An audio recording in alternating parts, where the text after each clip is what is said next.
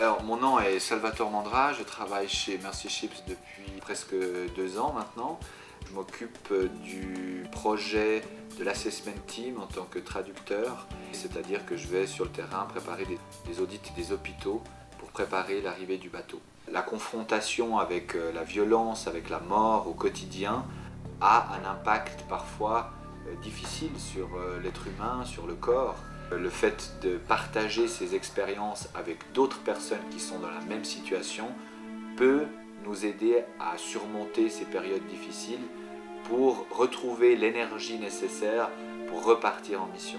J'ai assisté en visitant un hôpital, on visitait la pédiatrie et tout d'un coup il y a eu un cas d'urgence avec un enfant de 4-5 ans. On a assisté à toute la scène de réanimation et malheureusement l'enfant est décédé sous nos yeux et c'est quand même quelque chose de difficile à vivre, surtout que tout est ouvert et vous voyez les parents qui arrivent et vous voyez le désespoir et vous voyez la famille qui est complètement abattue et surtout ce qui est très difficile à vivre, c'est que vous savez que si cet enfant avait été dans un pays avec une situation de santé plus élevée, cet enfant aurait été soigné. Et même, je dirais, si les médecins sur place avaient été formés pour ce genre de cas, cet enfant aurait été sauvé.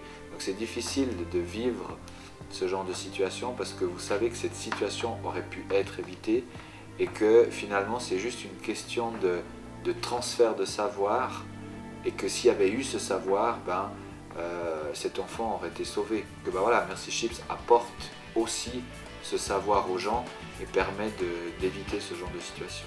Mais quand on est des années sur le terrain, ces personnes-là peuvent avoir besoin de temps en temps des breaks pour juste reprendre un coup de respiration avant de repartir. Et si cette respiration, si ce souffle n'est pas pris, on risque de ne plus avoir de souffle à long terme, je pense. C'est ça la force de Toile Zen, c'est que ce n'est pas un centre qui soigne, mais c'est un centre qui prévient et qui donne peut-être certaines recommandations pour ne pas être en burn-out. On offre la possibilité à ces gens qui se dévouent, qui ont mis à disposition leur vie pour un projet humanitaire, d'avoir accès à ce genre de centre de régénération. Le fait de pouvoir se régénérer, ça nous rend plus forts, plus efficaces et beaucoup plus motivés à repartir sur une nouvelle mission humanitaire.